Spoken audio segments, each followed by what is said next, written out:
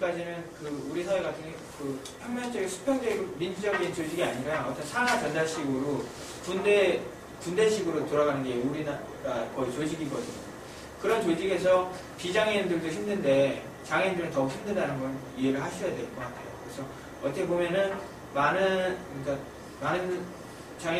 정신장애인들 같은 경우는 이제 프리랜서 같은 걸 하거든요. 조직에 가담하지 않고 전문직을 쌓아가지고. 근데 근본적인 거는 조직에 들어가건 프리랜서를 하건 그러니까 그 학업을 포기하면 안 된다는 거죠. 예.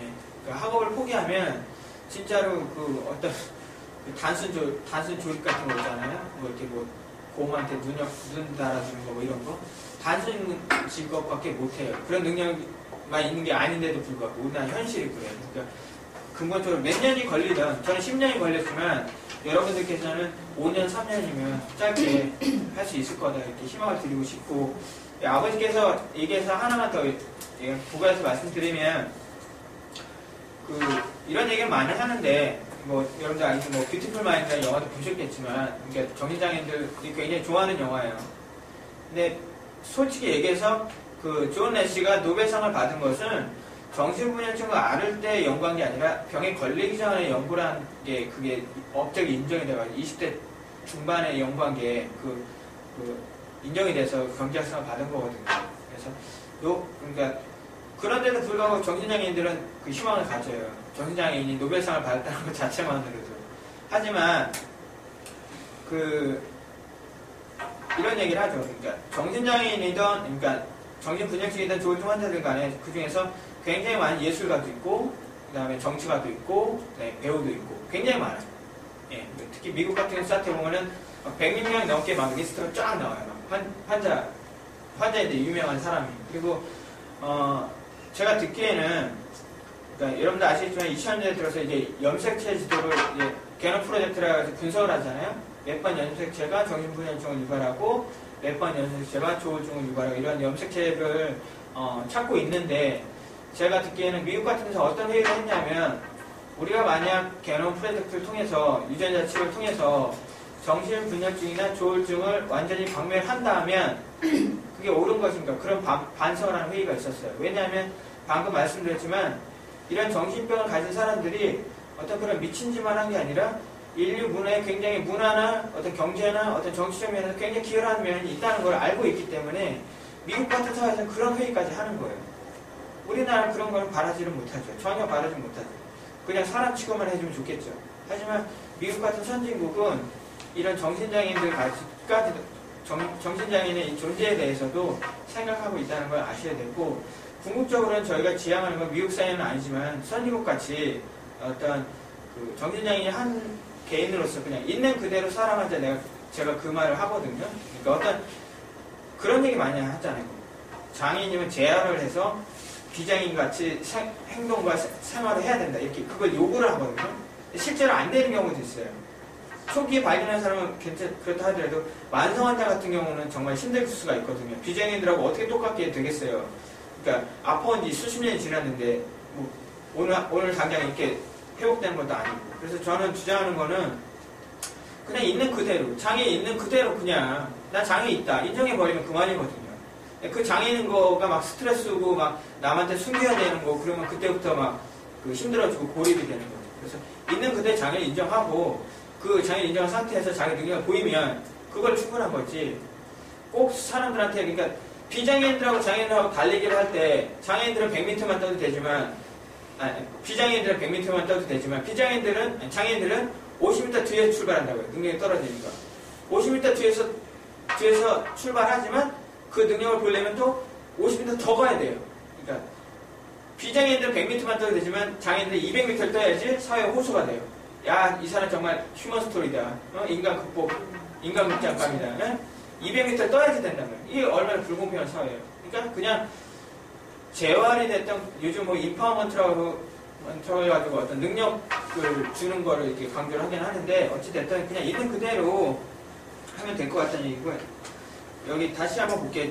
결혼 문제 한번 볼게요.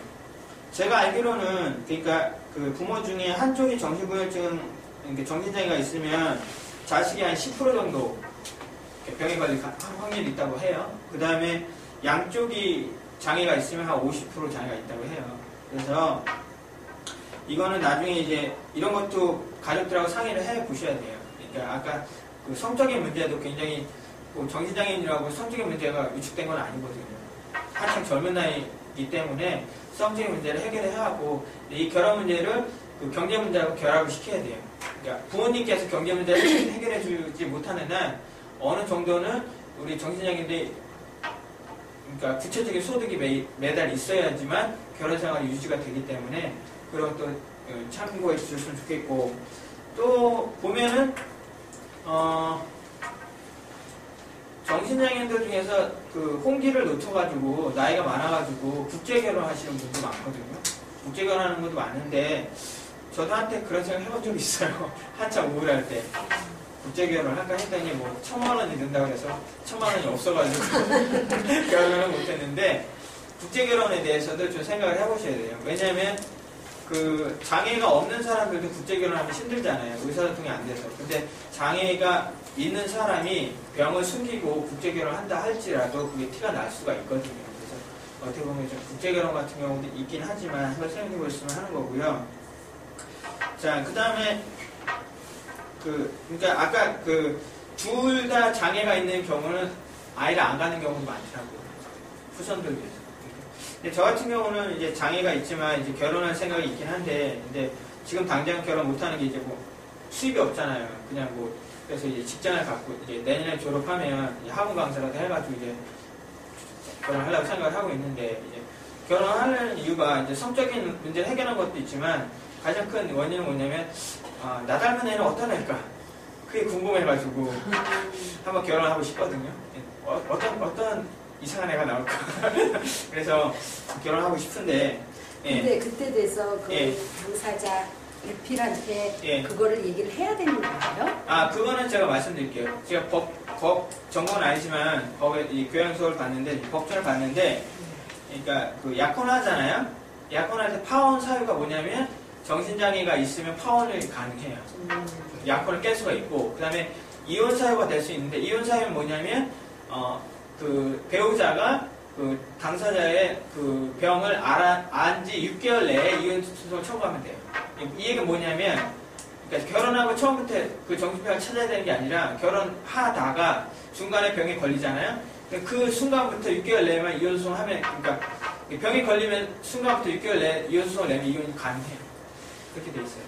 하고 나서 그러니까 처음부터 알려야 된다는 거예요? 네, 그거는 알려야 돼요. 그러니까 병이 있는 경우는 그러니까 과거 병력은 알려. 대개는 근데 이제 병이 있다고 해서 이혼하는 것 같지는 않아요.